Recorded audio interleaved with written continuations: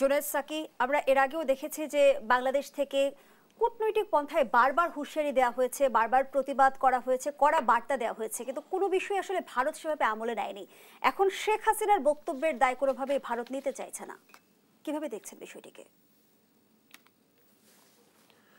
না, এই বিষয়ে তো কথা মানে আমার ধারণা একটু আগে মাসুদ কামাল ভাই যেসব কথা বললেন মানে মোটা দাগে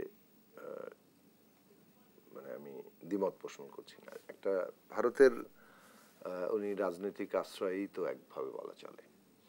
এখান থেকে উনি পালিয়ে গিয়ে সেখানে আশ্রয় নিয়েছেন, ভারত আশ্রয় দিয়েছে। তো এখন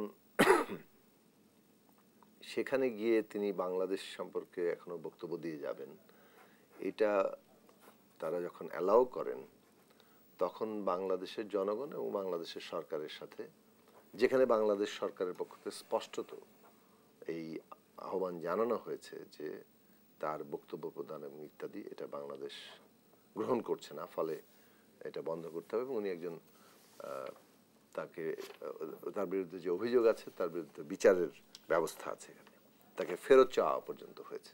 তো এইগুলোতে কূটনৈতিকভাবে যা কিছু করা সেই কাজ করা হয়েছে। এখন সেখানে যদি এগুলো সত্ত্বেও ভারত যদি তাকে এই সুযোগ দিতেই থাকে, সেটা বাংলাদেশের সরকার এবং জনগণকে উপেক্ষা করা আমরা মনে করি। ভারত সরকার সেটা করছে। এখন ভারতের শাসক দল তো খুব খোলাখুলিভাবে এই শেখ হাসিনাকে পক্ষ নিয়েছেন এবং আমরা দেখতে পাচ্ছি ভারতের মিডিয়ার একটা উল্লেখযোগ্য অংশ তারা বাংলাদেশকে একভাবে চিত্রিত করতে চেষ্টা করছে। এবং শেখ হাসিনা বাংলাদেশে ফিরবেন, তাকে এয়ারপোর্টে সেনাবাহিনী রিসিভ করবে এবং তাকে প্রধানমন্ত্রী আসনে বসিয়ে দেবে। এইটা কিন্তু ভারতের একেবারে পশ্চিমবঙ্গের বিজেপির প্রধান ব্যক্তি পরিষ্কার করে বলেছেন। এই যে তাদের বক্তব্য, এই শাসক দলের এই পজিশনটা খুব পরিষ্কার এবং তাদের ইন্টারনাল পলিটিক্সও এটার প্রাসঙ্গিকতা আছে। তারা ভারতের অভ্যন্তরীণ রাজনীতিতে এখন শেখ হাসিনা একটা কার্ড হয়ে উঠেছে তাদের জন্য। বাংলাদেশ তো একটা সবসময় একটা বিষয়বস্তু তাদের ছিল। তো সেই জায়গা থেকে তারা যেভাবে এই রাজনীতিটা করছেন তার একটা ইমপ্লিকেশনস বাংলাদেশে আছে। ভারত রাষ্ট্রের কে এটা বোঝা দরকার।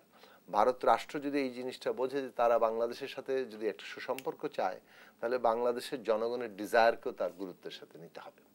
ধন্যবাদ জানাচ্ছি জুনায়েদ সাকি। যদি না নেন তাহলে মানে এখানে আসলে সুসম্পর্কের ভিত্তিটাকেই তারা নষ্ট করছেন বলে মানুষ মনে করে।